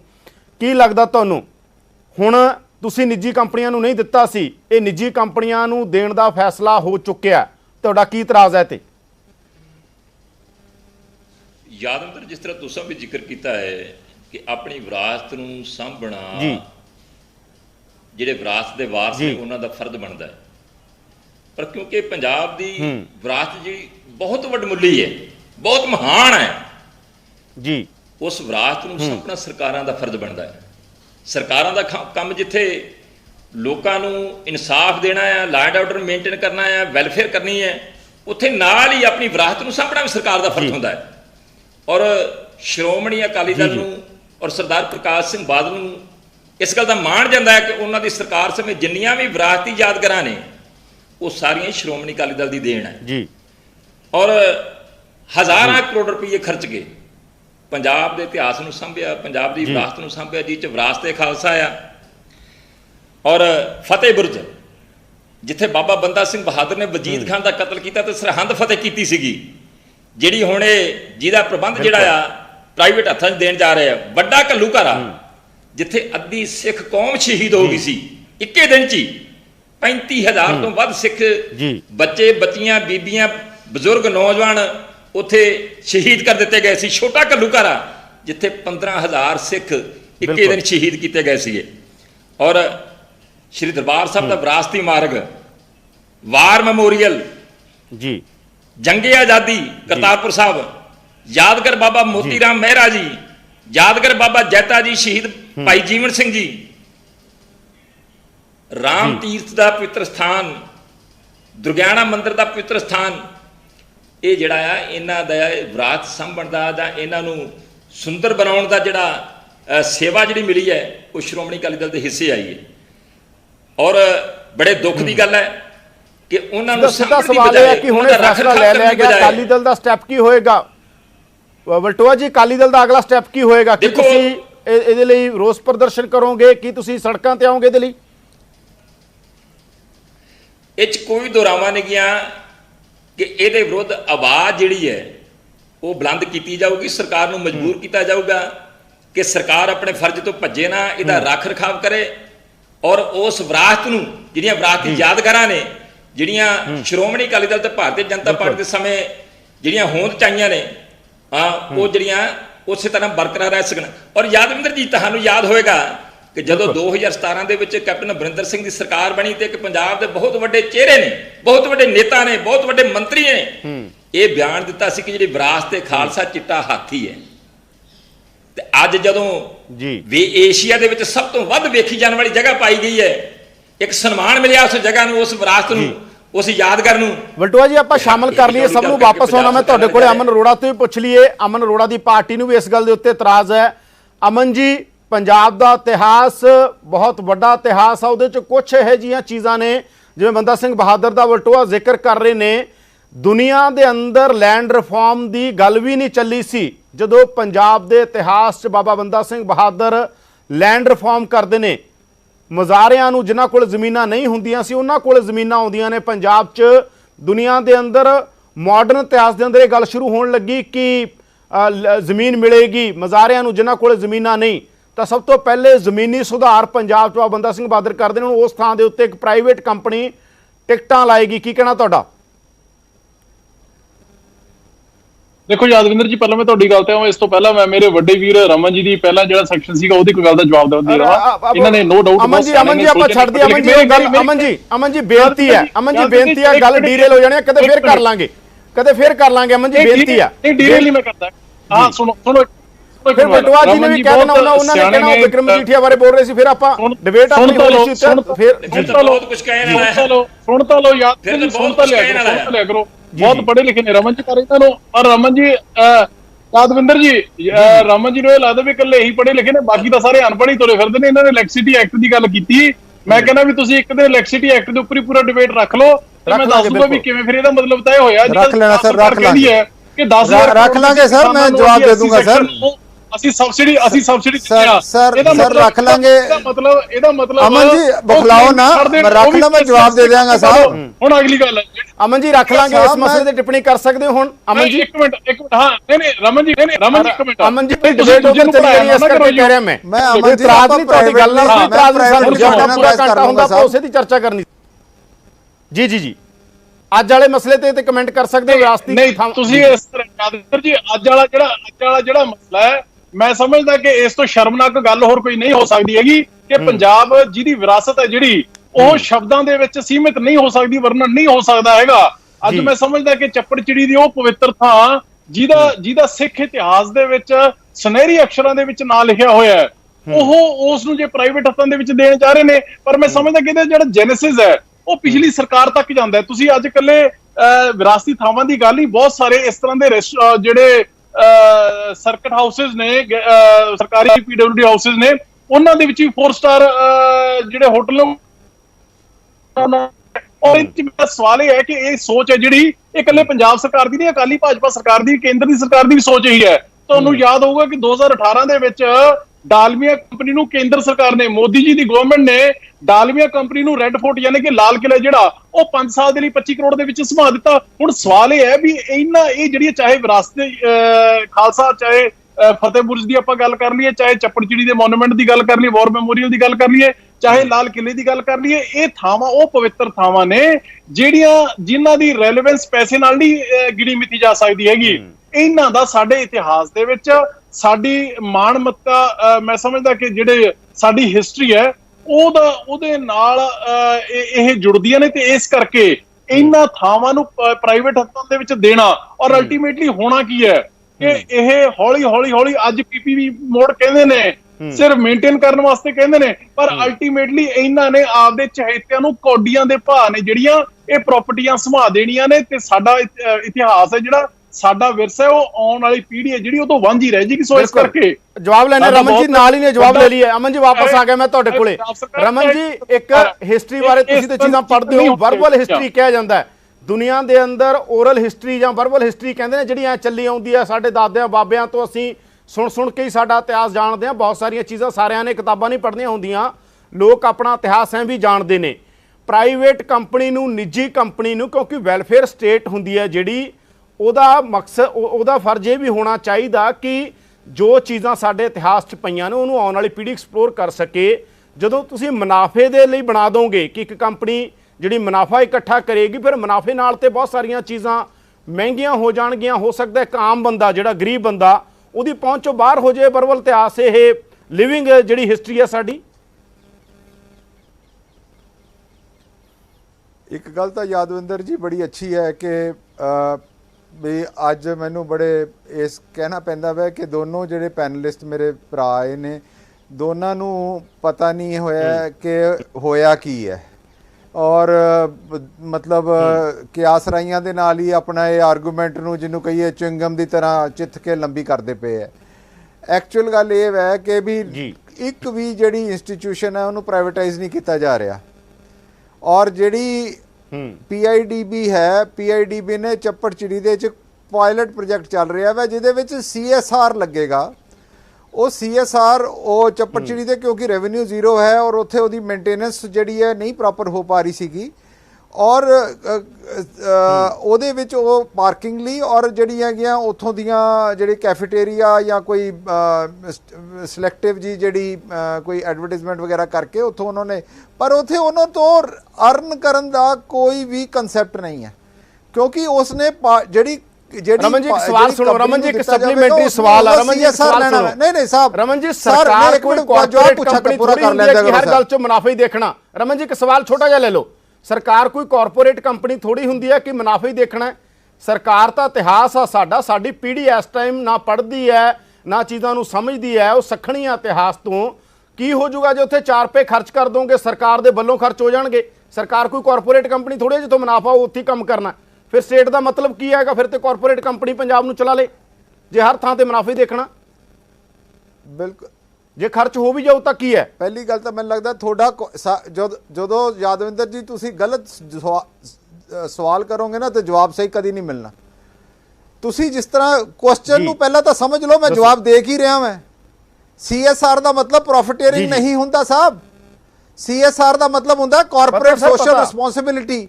ਉਹ ਕਾਰਪੋਰੇਟ ਸੋਸ਼ਲ ਰਿਸਪੌਂਸਿਬਿਲਿਟੀ ਚ ਬੰਦੇ ਨੇ ਪ੍ਰੋਫਿਟ ਆਪਣੀ ਕੰਪਨੀ ਦਾ ਕੱਢ ਕੇ ਉੱਥੇ ਲਾਣਾ ਵਾ, ਉਹਦੇ ਵਿੱਚ ਉਹਦੀ ਪ੍ਰੋਫਿਟ ਨਹੀਂ ਕਰਨਾ ਸਰ।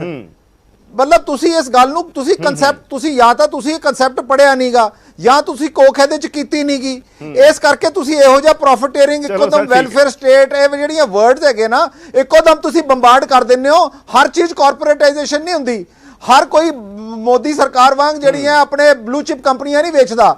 ਸਰ ਮੇਰੀ ਗੱਲ ਸੁਣੋ, ਜਦੋਂ ਤੁਸੀਂ ਵਿਰਾਸਤੇ ਖਾਲਸਾ ਜਾਂ ਜਿਹੜੀਆਂ ਵਿਰਾਸਤਾਂ ਬਣਦੀਆਂ ਵਾ, ਇਹਨਾਂ ਦਾ ਜਿਹੜਾ ਮੈਸੇਜ ਤਦ ਚੰਗੀ ਤਰ੍ਹਾਂ ਜਾਂਦਾ ਵਾ ਜਦੋਂ ਇਹਨਾਂ ਨੂੰ ਮੇਨਟੇਨ ਅਸੀਂ ਪ੍ਰੋਪਰਲੀ ਕਰਦੇ ਹਾਂ। ਮੈਂ ਤੁਹਾਨੂੰ ਫੇਰ ਗੱਲ ਕਰਦਾ ਮੈਂ ਕਿ ਜਿਹੜਾ ਰੈੱਡ ਫੋਰਟ ਦਾ ਜੋ ਅਮਨ ਜੀ ਨੇ ਐਗਜ਼ਾਮਪਲ ਦਿੱਤੀ ਔਰ ਚੱਪੜਚਿੜੀ 'ਚ ਜਿਹੜਾ ਪਾਇਲਟ ਪ੍ਰੋਜੈਕਟ ਹੈ, ਉਹ ਦੋਨੋਂ ਡਾਇਵਰਜੈਂਟ ਬਿਲਕੁਲ ਡਿਫਰੈਂਟ ਚੀਜ਼ਾਂ ਮੈਂ। ਔਰ ਮੈਂ ਇੱਕ ਹੋਰ ਵੀ ਦੱਸਦਾ ਮੈਂ ਤੁਹਾਨੂੰ, ਵਰਲਡ ਬੈਂਕ ਨੇ 2 ਮਿਊਜ਼ੀਅਮ ਜਿਹੜੇ ਆ ਅੰਮ੍ਰਿਤਸਰ ਦੇ ਵਿੱਚ ਕ੍ਰੀਏਟ ਕੀਤੇ ਆ, ਜਿਹੜੇ ਉਹਨਾਂ ਦੀ ਜਿਹੜੀ ਰੱਖ ਰਖਾਵ ਹੈ ਉਹ ਜਿਹੜਾ ਹੈਗਾ ਵਾ, ਉਹਨਾਂ ਨੇ ਜਿਸ ਤਰ੍ਹਾਂ ਉਹਨਾਂ ਨੇ ਕੀਤਾ ਵਾ, ਅੱਜ ਉਹਦੀ ਜਿਹੜੀ ਅੱਜ ਉਹਦੇ ਤੋਂ ਜੋ ਮੈਸੇਜ ਮਿਲਦਾ ਵਾ ਉਹ ਅੱਜ ਤੋਂ ਪਹਿਲਾਂ ਜਦੋਂ ਉਹਦੀ ਰੈਸਟੋਰੇਸ਼ਨ ਤੋਂ ਪਹਿਲਾਂ ਜਿਹੜਾ ਮਿਲਦਾ ਸੀਗਾ ਉਹਦਾ ਡਿਫਰੈਂਟ ਹੈ।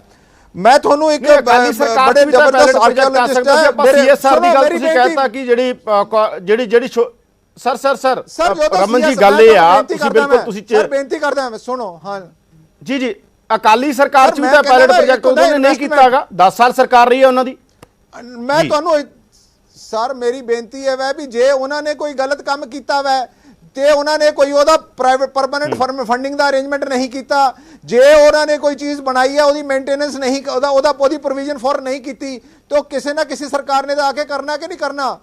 ਸਰ ਮੇਰੀ ਬੇਨਤੀ ਹੈ ਵੀ ਇਹਨਾਂ ਦੇ ਜਿਹੜਾ ਜੇ ਸਰਕਾਰ ਰਮਨ ਜੀ ਸਵਾਲ ਇਹ ਸੀਗਾ ਜਿੰਨਾ ਵੀ ਖਰਚ ਹੋਊਗਾ, ਜਿੰਨਾ ਵੀ ਰੱਖ ਰਖਾਅ ਤੇ ਖਰਚ ਹੁੰਦਾ, ਤੁਹਾਨੂੰ ਲੱਗਦਾ ਨਹੀਂ ਕਿ ਸਰਕਾਰ ਆਪਣੇ ਬਜਟ ਚੋਂ ਕੱਢ ਸਕਦੀ ਹੈ? ਤਾਂ ਸਰਕਾਰ ਥੋੜਾ ਜਿਹਾ ਦਿਲ ਖੁੱਲ੍ਹਾ ਰੱਖ ਲੈ ਇਹਨਾਂ ਥਾਵਾਂ ਲਈ। ਕੋਈ ਬਹੁਤ ਗਰੀਬ ਬੰਦਾ ਹੋ ਸਕਦਾ ਨਾ ਦੇਖ ਸਕੇ ਟਿਕਟ ਦੇ ਨਾਲ। ਸਰ ਸਰ ਮੇਰੀ ਬੇਨਤੀ ਹੈ ਵੈ ਕਿ ਪਹਿਲੀ ਗੱਲ ਤਾਂ ਟਿਕਟ ਵਾਲੀ ਤਾਂ ਕਨਸੈਪਟ ਹੀ ਨਹੀਂ ਹੈ ਸਰ। ਜਦੋਂ CSR ਆ ਗਿਆ, ਬੰਦੇ ਨੇ ਆਪਣੇ ਜੇਬ ਦੇ ਵਿੱਚੋਂ ਦੀ ਕੋਈ ਜਿਹੜਾ ਲੰਗਰ ਲਾਂਦਾ ਵਾ, ਕੋਈ ਉਹ ਲੰਗਰ ਦੇ ਪੈਸੇ ਥੋੜਾ ਲੈਂਦਾ ਵਾ ਸਰ। ਮੇਰੀ ਤੁਸੀਂ ਨਾ ਕਨਸੈਪਟ ਨੂੰ ਸਮਝੋ। CSR ਦਾ मतलब ही उस बंदे का अपना प्रॉफिट है, उसने उत्थे अपनी काम करके उत्थे पब्लिसिटी करनी है कि मेरी सोशल रिस्पॉन्सिबिलिटी है, अपनी ब्रांडिंग करनी है कि असी सोसाइटी लिए कुछ करते पे हैं ਇਹਦੇ ਵਿੱਚ। और इन्वेस्टमेंट ਜਿਹੜਾ ਕਿਸੇ ਨੂੰ ਦੇ ਦੇਣ, ਇਹਨਾਂ ਵਾਂਗ ਨਹੀਂ ਕਿ ਵੀ ਸਾਰੇ ਦੇ ਸਾਰੇ ਜਿਹੜੇ ਨਹਿਰੀ ਮਹਿਕਮੇ ਦੇ ਸਾਰੇ ਉਹ ਪ੍ਰੋਜੈਕਟ ਵੇਚਤੇ। ਨੀਲੋ ਵਾਲਾ ਜਿਹੜਾ ਵਾ ਐਡਾ ਵੱਡਾ ਜਿਹੜਾ ਟੂਰਿਜ਼ਮ ਦਾ ਕਨਸੈਪਟ ਸੀਗਾ ਉਹ ਸਾਰਾ ਜਿਹੜਾ ਵਾ ਕੌਡੀਆਂ ਦੇ ਪਾ ਭੇਜਤਾ। ਇਹਨਾਂ ਨੇ ਤਾਂ ਸਾਰੇ ਦੇ ਸਾਰੇ ਨਹਿਰੀ ਮਹਿਕਮੇ ਦੇ ਸਾਰੇ ਗੈਸਟ ਹਾਊਸ ਵੇਚਤੇ ਹੋਏ ਆ ਜੀ। तो ਤੁਸੀਂ ਇਹਨਾਂ ਦੀ ਗੱਲ ਨਾ ਕਰੋ। ਬਾਕੀ ਜਿਹੜੀ ਪਰ ਤੁਹਾਨੂੰ ਪਤਾ ਇਸ ਦੇਸ਼ 'ਚ ਜਦੋਂ ਕਾਰਪੋਰੇਟ, ਤੁਸੀਂ ਤੇ ਬਹੁਤ ਵੱਡੀਆਂ ਰਮਨ ਜੀ ਗੱਲਾਂ ਕਰਦੇ ਹੋ ਨੇ, ਤੁਹਾਨੂੰ ਪਤਾ ਕਾਰਪੋਰੇਟ ਜਦੋਂ ਕਿਸੇ ਚੀਜ਼ 'ਚ ਇੰਟਰਸਟ ਲੈਣ ਲੱਗਦਾ, ਤੁਹਾਨੂੰ ਵੀ ਪਤਾ ਰਮਨ ਜੀ ਜਦੋਂ ਕਾਰਪੋਰੇਟ ਕਿਸੇ ਚੀਜ਼ 'ਚ ਇੰਟਰਸਟ ਲੈਂਦਾ ਉਹਦਾ ਮਤਲਬ ਕੀ ਹੁੰਦਾ ਹੈ। ਇੱਥੇ ਸਮਝਾਉਣ ਦੀ ਲੋੜ ਨਹੀਂ ਹੈ ਕਿਸੇ ਨੂੰ, ਤੁਹਾਨੂੰ ਵੀ ਇਸ ਗੱਲ ਦਾ ਪਤਾ। ਅਸੀਂ ਕਿਸੇ ਨਹੀਂ ਕਹਿ ਰਹੇਗੇ ਕਿ ਪਰ ਤੁਹਾਨੂੰ ਪਤਾ ਉਹਦੇ ਅਗਲੇ ਇੰਟਰਸਟ ਕੀ ਹੋਣਗੇ। ਸਰ ਬੜੀ ਦੇਰ ਪਹਿਲਾਂ ਅਸੀਂ ਇੱਕ ਆਪਣਾ ਇਕਨੋਮਿਕ ਮਾਡਲ अपना चुके हैं और ਅਸੀਂ ਨਹੀਂ वर्ल्ड ओवर च अपना चुके हैं, सारी स्टेट्स च अपना चुके हैं भी ਜਿਹੜੀ ਚੀਜ਼ ਜੋ ਇਹ ਥੈਚਰਿਜ਼ਮ ਦੇ ਟਾਈਮ ਦੇ ਚੱਲਦਾ ਪਿਆ ਹੈ। IMF ਦੀ ਗਾਈਡਲਾਈਨਸ ਦੇ ਹਿਸਾਬ ਨਾਲ ਵੀ ਅਸੀਂ ਔਰ ਜਿਹੜੀਆਂ ਮੈਂ ਲਿਮਿਟਡ ਜਿਹੜੀਆਂ ਮੈਂ ਪ੍ਰਾਈਵੇਟਾਈਜੇਸ਼ਨ ਵਾਲੇ ਪਾਸੇ ਤੁਰੇ ਆ। ਪਬਲਿਕ ਪ੍ਰਾਈਵੇਟ ਪਾਰਟਿਸਿਪੇਸ਼ਨ ਦੀ ਤੁਸੀਂ ਗੱਲ ਕਰਦੇ ਹੋ, EPC ਮਾਡਲ ਹੈਗਾ ਵਾ, ਹਾਈਬ੍ਰਿਡ ਐਨੂਟੀ ਮਾਡਲ ਹੈਗਾ ਵਾ, ਬੜੇ ਡਿਫਰੈਂਟ ਤਰ੍ਹਾਂ ਦੇ ਮਾਡਲ ਹੈ। ਜਿਸ ਤਰ੍ਹਾਂ ਪਬਲਿਕ ਪ੍ਰਾਈਵੇਟ ਪਾਰਟਨਰਸ਼ਿਪ ਦੇ ਵਿੱਚ ਤੁਸੀਂ, ਕਿਉਂਕਿ ਅਲਟੀਮੇਟ ਪਰਪਸ ਹੈ ਵਾ ਵੀ ਲੋਕਾਂ ਨੂੰ, ਅਲਟੀਮੇਟ ਪਰਪਸ ਇਹ ਹੁੰਦਾ ਵਾ ਕਿ ਲੋਕਾਂ ਨੂੰ ਅਸੀਂ ਜਿਹੜੀ ਚੀਜ਼ ਵੀ ਦਈਏ ਉਹ ਅੱਛੀ ਦਈਏ ਔਰ ਉਹਦੀ ਕੰਟੀਨਿਊਟ ਸਰਵਿਸਿਜ਼ ਜਿਹੜੀਆਂ ਮੈਂ ਉਹ ਅਵੇਲੇਬਲ। ਰਮਨ ਜੀ ਹੁਣ ਇੱਕ ਟਿੱਪਣੀ ਤੁਸੀਂ ਕਾਫੀ ਕਲੀਅਰ ਕਰਤਾ। ਤੁਹਾਡਾ ਕਹਿਣਾ ਕਿ ਇਹ ਬਿਲਕੁਲ ਵੀ ਗਲਤ ਨਹੀਂ ਹੈ, ਕਾਂਗਰਸ ਸਰਕਾਰ ਦਾ ਇਹ ਕਹਿਣਾ ਬਿਲਕੁਲ ਵੀ ਗਲਤ ਨਹੀਂ ਹੈ ਸਰ। ਜੀ ਦੱਸੋ ਸਰ। ਮੈਂ ਮੰਤਰੀ ਜੀ ਦਾ ਕਥਨ ਵੀ ਦੇਣਾ ਚਾਹੁੰਦਾ ਮੈਂ ਮੰਤਰੀ ਜੀ ਚੰਨੀ ਸਾਹਿਬ ਦੇ ਵੱਲੋਂ ਤੁਹਾਨੂੰ ਦੱਸਣਾ ਚਾਹੁੰਦਾ ਮੈਂ ਵੀ ਇੱਕ ਪੈਸਾ ਵੀ ਪ੍ਰਾਈਵੇਟਾਈਜੇਸ਼ਨ ਵਾਲੇ ਚੱਲਣ ਦੇ ਪਾਸੇ ਸਾਡਾ ਕੋਈ ਸਟੈਪ ਨਹੀਂ ਹੈ, ਨਾ ਅਸੀਂ ਕਰਾਂਗੇ। ਪਰ ਇਹਨਾਂ ਚੀਜ਼ਾਂ ਦਾ ਜਿਹੜਾ ਇਹਨਾਂ ਨੇ ਚੀਜ਼ਾਂ, ਇਹ ਜਿਹੜੀਆਂ ਚੀਜ਼ਾਂ ਸਾਡੀਆਂ ਧਰੋਹਰ ਨੇ, ਜਿਹੜਾ ਸਾਡਾ ਕਲਚਰ ਹੈ, ਉਹਨੂੰ ਮੇਨਟੇਨ ਅਸੀਂ ਕਿਵੇਂ ਕਰਨਾ ਹੈ ਬੈਸਟ ਪੋਸੀਬਲ ਵੇਜ਼। ਲੋਕਾਂ ਦੇ ਟੈਕਸੇਸ਼ਨ ਦੇ ਪੈਸਿਆਂ ਨੂੰ ਅਸੀਂ ਕਿਵੇਂ ਯੂਟਿਲਾਈਜ਼ ਕਰਨਾ ਹੈ। ਨਹੀਂ ਲੱਗੇਗੀ ਇਹ ਪੱਕੀ ਗੱਲ ਹੈ, ਟਿਕਟ ਨਹੀਂ ਲੱਗੇਗੀ ਇਹ ਪੱਕੀ ਗੱਲ ਹੈ ਕਿ ਕਦੇ ਵੀ ਕੋਈ, ਇਹ ਪੱਕੀ ਗੱਲ ਹੈ, ਸ਼ੋਰ ਕਰ ਸਕਦੇ ਕਦੇ ਵੀ ਕੋਈ ਟਿਕਟ ਨਹੀਂ ਲੱਗੇਗੀ, ਕਦੇ ਵੀ ਮੰਨ ਲਓ ਜੋ ਤੱਕ CSR ਰਹੇਗੀ ਮੇਰੇ ਕੋਲ ਇਹ CSR 'ਚ ਕਦੇ ਟਿਕਟ ਨਹੀਂ ਲੱਗੇਗੀ। ਸਾਹਿਬ ਮੈਂ ਤੁਹਾਨੂੰ ਅੱਜ ਦੇ ਜਿਹੜੇ ਚੱਪੜਚਿੜੀ ਦੇ ਪ੍ਰੋਜੈਕਟ ਦੇ ਵਿੱਚ ਟਿਕਟ ਨਹੀਂ ਲੱਗੇਗੀ ਜੀ। ਇਹ ਮੈਨੂੰ ਜੋ ਇਨਫੋਰਮੇਸ਼ਨ ਹੈ ਮੈਂ ਤੁਹਾਡੇ ਨਾਲ ਕਨਵੇ ਕਰਦਾ ਪਿਆ। ਤੁਸੀਂ ਮੇਰੇ ਤੋਂ ਆਫੀਸ਼ੀਅਲ ਇਨਫੋਰਮੇਸ਼ਨ ਮੰਗਦੇ ਪਿਓ ਤਾਂ ਵਲਟੋਆ ਜੀ ਹੁਣ ਵੀ ਦੇ ਰਹੇ ਹਾਂ। ਠੀਕ ਹੈ ਰਮਨ ਜੀ ਆਪਾਂ ਇੱਕ ਕਮੈਂਟ ਲੈ ਲਈਏ। ਵਲਟੋਆ ਜੀ ਟਾਈਮ ਥੋੜਾ 30 ਸੈਕਿੰਡ 'ਚ ਇੱਕ ਕਮੈਂਟ ਦੇ ਦਿਓ। ਤੁਸੀਂ ਇਸ ਗੱਲ ਤੋਂ ਸੈਟੀਸਫਾਈਡ ਹੋ ਜੋ ਰਮਨ ਕਹਿ ਰਹੇ ਨੇ ਕਿ ਚੀਜ਼ਾਂ ਉਧਰ ਨੂੰ ਨਹੀਂ ਜਾਣਗੀਆਂ, ਕਿ ਟਿਕਟ ਨਹੀਂ ਲੱਗੇਗੀ, ਕਿ ਇਹ ਕਾਰਪੋਰੇਟ ਵੈਸੀ ਸੇਵਾ ਕਰੇਗਾ? ਯਾਦਵਿੰਦਰ ਸਰਕਾਰ ਆਪਣੀ ਜ਼ਿੰਮੇਵਾਰੀ ਤੋਂ ਭੱਜ ਰਹੀ ਹੈ, ਇਹਨਾਂ ਮਹਾਨ ਵਿਰਾਸਤਾਂ ਨੂੰ ਸਾਂਭਣ ਤੋਂ ਭੱਜ ਰਹੀ ਹੈ, ਜਿਹੜੀਆਂ ਕਿ ਇਹਨਾਂ ਨੂੰ ਸਾਂਭਣੀਆਂ ਚਾਹੀਦੀਆਂ, ਜਿਹੜੀਆਂ ਹਜ਼ਾਰਾਂ ਕਰੋੜ ਰੁਪਈਆ ਲਾ ਕੇ ਖਰਚ ਕਰਕੇ ਖੜੀਆਂ ਕੀਤੀਆਂ ਨੇ, ਵਿਰਾਸਤ ਨੂੰ ਸਾਂਭਿਆ ਆ, ਅੱਜ ਉਹਦੀ ਰੱਖ ਰਖਾਵ ਤੋਂ ਭੱਜ ਰਹੀ ਹੈ। ਸਰਦਾਰ ਚਰਨਜੀਤ ਸਿੰਘ ਭੁੱਲਰ ਬੜੇ ਸੀਨੀਅਰ ਜਰਨਲਿਸਟ ਨੇ, ਬੜੇ ਖੋਜੀ ਪੱਤਰਕਾਰ ਨੇ, ਉਹਨਾਂ ਦੀ ਰਿਪੋਰਟਿੰਗ ਹੈ ਕਿ ਸਰਕਾਰ ਲੈਵਲ ਤੇ ਅਜਿਹਾ ਫੈਸਲਾ ਹੋ ਚੁੱਕਾ ਆ। ਅਖਬਾਰ ਪੜ੍ਹੋ, ਪੰਜਾਬੀ ਟ੍ਰਿਬਿਊਨ, ਸੁਬਰਾਮਣੀਅਨ ਜੀ। ਔਰ ਨਾਲ ਹੀ ਬਿਲਕੁਲ ਕੁਛ ਮੇਰਾ ਖਿਆਲ ਹੈ ਕਿ ਕਰੋੜ ਰੁਪਈਏ ਦੇ ਨਾਲ ਰੱਖ ਰਖਾਵ ਹੋ ਸਕਦਾ ਹੈ।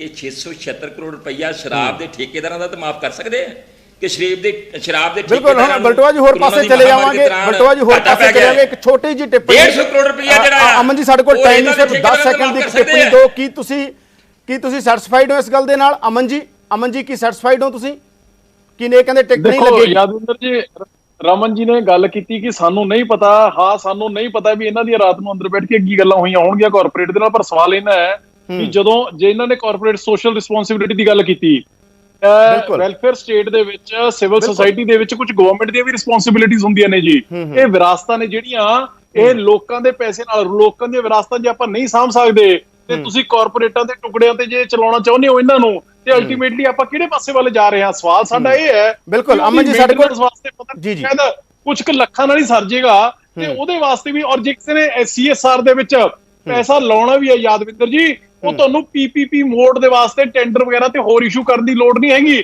ਉਹ ਤਾਂ ਇੱਕ ਬੰਦਾ ਦਾਨ ਦੇਣਾ ਚਾਹੁੰਦਾ ਹੈ, ਆਪਦੀ ਟੋਟਲ ਉਸ ਦੇ ਵਿੱਚੋਂ 2% ਦੇਣਾ ਹੁੰਦਾ। ਬਹੁਤ ਸਾਰੇ ਤਰੀਕੇ ਨੇ ਉਹਦੇ। ਅਮਨ ਜੀ ਸਾਡੇ ਕੋਲ ਟਾਈਮ ਇੰਨੇ ਸੀ, ਅਮਨ ਜੀ ਸਾਡੇ ਕੋਲ ਇੰਨਾ ਹੀ ਟਾਈਮ ਸੀ। ਰਮਨ ਜੀ ਤੁਹਾਡਾ ਧੰਨਵਾਦ, ਵਲਟੋਆ ਜੀ ਧੰਨਵਾਦ, ਅਮਨ ਜੀ ਧੰਨਵਾਦ ਤੁਹਾਡਾ।